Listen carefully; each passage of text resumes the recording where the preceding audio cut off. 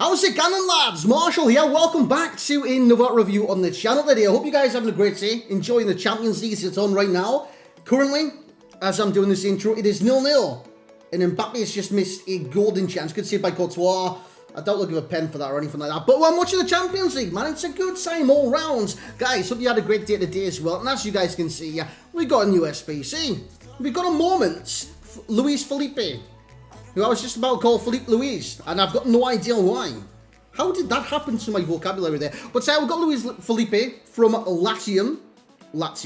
I don't know why they call it Latium, but it is what it is. It's not a licensed club this year, so we went ahead with Latium apparently. So we're going to review this brand new card today. The price will pop up in just a second. It's just over 100,000 coins on both consoles right now. 100, so 110 on the Xbox and PlayStation. That's the minimum, that's the maximum. I'm going to see if he's worth it, right?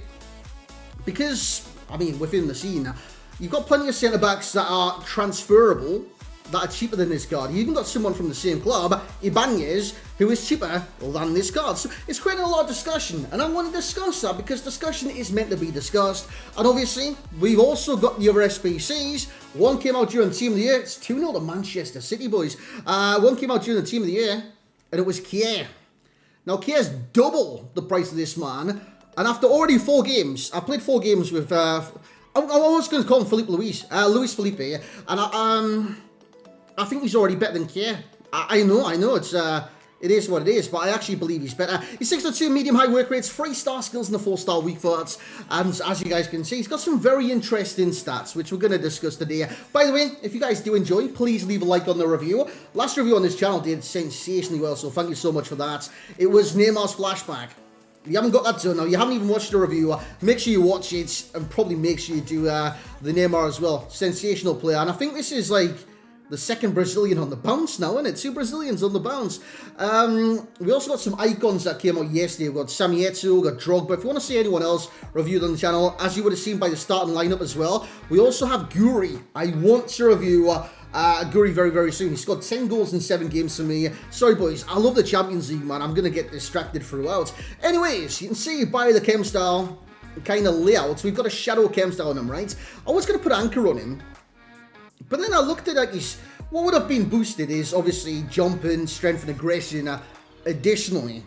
But the thing is, like, his jumping's already good. He's like 6'2". So the 85 jump on someone that's 6'2" is very, very good already. 85 strength, good enough for a centre-back. He's got 92 aggression. That is utterly sensational. So I thought, you know what? Stick the majority into pace, and obviously the rest into these defending stats, which make him a pretty decent defender. By the way, with the Shadow Chem style, goes from 87 to 92. With an anchor, he actually goes to 93 as well. But yeah, I'm going to discuss the kind of bad points about his attributes right now. You can see in the dribbling section, and I know what you're saying. You go in the dribbling section for a defender? Yes, because one of the stats in there are very important to every single outfield player in this game, and it is composure. He's only got 78. That is actually really low for a centre-back at this stage in the game. I don't know if you guys have noticed that or anything like that. What composure does is, you know, like, imagine a circle around your player, right? If your composure is very low, and you've got pressure from different players, it could be the attackers from the other team or anything like that, that circle goes whoosh. Whereas if you're, well, that's a circle for mistakes within that zone. So if you've got like, I don't know, someone with like 99 composure, and a player goes to pressurize you in a pressure moment, you're going to be less affected in that moment because you've got better composure. So that's what composure does in this game. It affects you under pressure. And I've just got to say, like, if I've got like a Felipe, I'm going to keep, I can't say his name properly and I don't know why. If I've got LUIZ Felipe in a situation where I've got plenty of players around him and he's being passed the ball in like a pressure situation, he's got more chance of making a mistake, unfortunately, and that's just how it works in this game. Otherwise, I mean, great acceleration, great sprint speed with the Shadow as well, great reactions 95, great defense and stats, and great physicalities. Short pass, I mean, he's got the basics. Player traits. I don't know why they do this, lads. He's got long throw-in, right? But when have you seen a centre-back take a throw-in on this game if they don't win said throw-in? It rarely happens, so that trait for me is utterly pointless. Utterly pointless. So lads, with that being said, we're going to jump into the gameplay, see how he does play in-game. and hopefully you guys enjoy.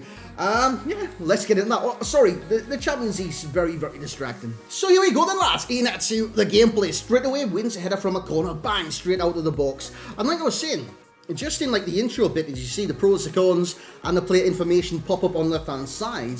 He's very, very good in the air. Very good in the air. No, heading isn't a part of the pros list that you do see on the left-hand side. But rest assured, he's very good in the air, very dominant as well. 85 jumping on someone that's 6'2", they will win the majority of headers. Plus, the thing that benefits him when it does come to headers is the aggression. A lot of people don't realise that aggression helps you battle to get in the air ahead of your opponents and win the header. Aggression does help to that. It was in, EA had this like stats thing on their website explaining how each stat, well, basically what they do, and how a multitude of stats, I can't speak tonight, I don't know what it is, a multitude of stats affect a certain scenario. They had that on the website. I've actually had that saved on my previous PC. I don't have it on this one to hand, but if any of you guys can find that, please let me know. Obviously, if you put links in the chat, it just won't pop up. It will go to spam or whatever it is. But if you know where to find it or what to search on Google or anything like that, please let me know amongst the comments, because it's very interesting with the knowledge of what the stats actually do in game. So, yeah, I mean, he's a solid centre-back, is LUIZ Felipe. Why is that tripping me up every single time? Before I start this commentary, I knew his name was LUIZ Felipe, and now in my head it's Felipe Luis. I don't know what's going on, mate. There's some sort of like magic spell. We win the ball yet again there in defence with LUIZ Felipe. He's very aggressive in the challenge, lads. Very aggressive. His positioning's fine, by the way. If you're worried about his position, I mean, he's got the right work rates, medium high, very good for a centre-back on this game. Plus, the interceptions. That's normally his like defensive positioning, plus his defensive awareness. Interceptions is 90, plus 9, 99. And defensive awareness, I think the key, when that stat actually came in, the best defensive awareness that you could have, or the thing that would make it unbelievable, was about 94, 93. So, if it is 93, he gets 93 with a shadow cam style anyways, 88 to 93, so he's like borderline positionally perfect, you know what I'm saying? Very, very good. So got position amongst the pros, we've got the pace in there as well. He is very, very fast off the ball. On the ball, man, he's very slow at times. The agility is 77, he's balance 70, so sometimes when you try to track a run, you can scramble. Just watch out for that, man. It happens once with me, but trolling through 4 games of gameplay, I couldn't find the exact moment, so I do apologise for that. It's where they get changed. Basically, say you see Paqueta going in there for the challenge. If he went for the challenge, right, and it went like just to the side of him, he would have scrambled like a dog on all fours on like a slippery kitchen floor. It is very, or Bambi on ice. It's basically what they turn into at times. Good block there as well by the defender. In terms of the rest, ball control, aggression, tackling, interceptions, the downsides. I think composure does play a part in how he does defend on this game. He turns really slow. I know his agility is 77, but he still turns very, very slow. His passing, it's okay. It's not amazing. And overall, that is pretty much what I'd say about this card. It's a very good card. It isn't like supremely do this SBC right now kind of cards. But that's with that being said, we're going to jump into summary. Let's talk about him some more. So there we have it then, lads. That was LUIZ Felipe. Honestly, it's tripping me up each and every single time. I've actually got to look at his name to say his name. How messed up is that? I don't know what his name's done to me, but I flip it around every time in my head. It is a madness. Maybe he cast a spell on me or something like that. It is a bit crazy. But like I did say, 4 games. He got 1 assist, by the way. That was a Zakaria wonder go from like 30 yards to end up in top bins. So it is what it is right there. So he did get 1 assist. But it wasn't like, oh, look at this through ball from 50 yards. I literally passed it to him midfield and he had a shot from 30 yards. It is what it is. Defensively, very sound. His positioning's great, stuff like that. It's just sometimes it can be a bit like, I mean, is he worth this price? Obviously, I want to compare him to his defensive teammate, by the way, which was 20,000 coins more, if I do remember rightly. And that is Chiellini. This Chiellini, by the way, I actually don't think will pop up if I do that, because you can't see underneath me. I'm gonna have to, like, over time, like, not take down the camera, but kind of minimize it. I just want to bring it up on that side, right? And I think I just go to Seriango Concepts, centre-back Brazilian. And so you'll be able to see it on that left-hand side. So the comparison, he's got better pace, dribbling and defending.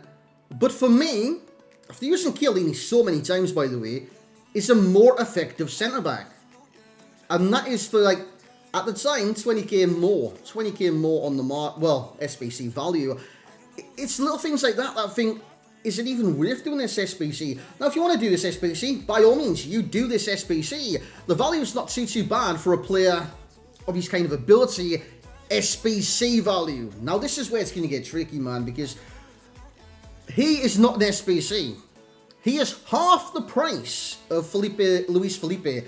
That name, honestly. He's half the price of them, boys. You compare these stats. Ibanez got 2 better pace, 5 less dribbling, the exact same defending physicality. I mean, the passing's down a lot on Ibanez, but you don't want centre-backs to, like, play-make from defence. You want them to defend, first and foremost, and I think with those kind of stat layout, he will defend pretty much quite similar to LUIZ Felipe. Plus, I believe he's, like, an inch shorter, something like that. He's 6'1", he's 6'2". So, I mean, it's very, very weird, right? Because transfer market value is way lower than SBC value, and it's happening more and more and more. And I think that was the prime example. Ibanez, his teammates.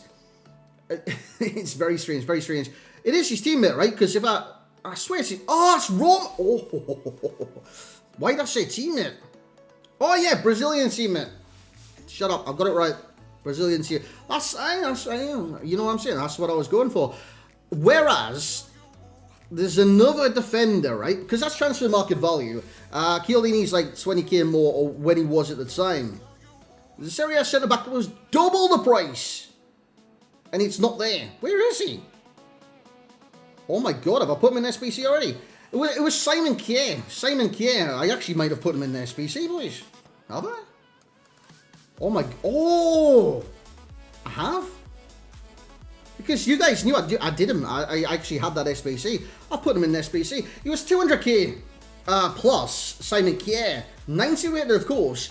This guy's more effective than that. And this guy's an SBC that is half the price. So the value is very hard to gauge on someone like a LUIZ Felipe. And I just want to explain that right there. Because I'm going to pop up my value and stuff in about 3, 2, 1, bang! Why did I say bang? I should have said Felipe. LUIZ Felipe! My good God. I'm gonna, when I do the title of this video, I'm gonna get it wrong, I swear. I most likely am.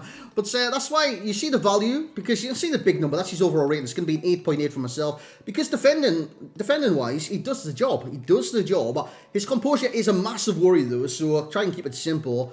And he can scramble from time to time. Many centre-backs can do that. But he's still an effective centre-back. And he was for me tonight in the FUT Champions qualifiers. And that's the gameplay that you would have seen from myself tonight as well. The enjoyment. I mean, he doesn't do anything special. 7.2 for myself. Yeah, nothing special whatsoever. He'll bring good links for the future. If you've got like a Brazilian centre-back partnership that you want to potentially create in the future, LUIZ Felipe will probably be part of that at one point. Personally, Brazilian centre-backs right now, Eder Militao would top the list. And then I don't even think LUIZ Felipe would be second. Wait, what Brazilian centre-backs have we got in this game? Because, I'm sorry lads, I need to look at stuff like this. When it gets in my head, I need to... I need to search, unfortunately. Yeah, dude, he's not even in the top 5, man. Marquinhos is in there. I forgot about Marquinhos. Carlos Alberto's ahead of this, man. I would say every single version of Marquinhos is ahead of LUIZ Felipe. I'd say Ibanez is borderline. Milito definitely better. And Diego Carlos is borderline as well. That Diego Carlos is actually a really good centre-back from time to time. Dante, I think he's a bit past it, a bit dated now.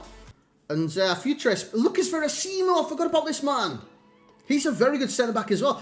I'm pretty certain he was actually really cheap at 1.2. And I'm pretty certain that there'll be loads more Brazilian centre-backs in the future as well. So you can see there, the value points is 9.0 as well. And that is because I'm conflicted. I'm conflicted because transfer market value, he wouldn't be this price. SPC value, it's pretty bang on.